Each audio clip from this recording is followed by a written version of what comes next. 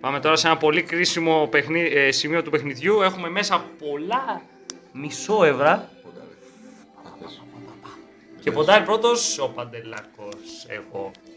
Λοιπόν, αφήνω τα τέτοια κάτω και θα ποντάρω.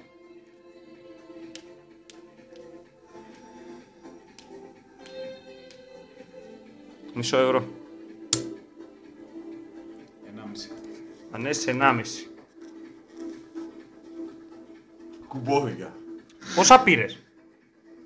Α, σκητούσατε. Ας κοιτούσατε, αν δεν γάμι σου φέρτα πίσω, ρε μαλάκα. Πάρα το μισό.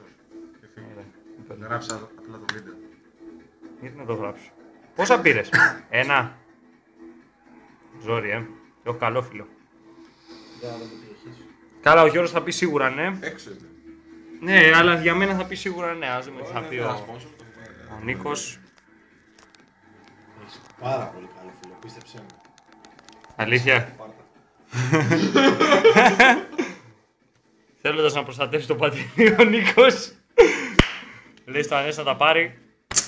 Ο Ανέστης σου είναι λουδού και ψηφίζει μπλου. Έριξα ένα. Και πήρες αυτό! Ναι. Μαλάκα, είχα καρέ παρά ένα, έτσι. Έσχος. Γεια σου Παντελή. Εντάξει, καλά. Φλόρικο, είδα τα τρία τα μάτια.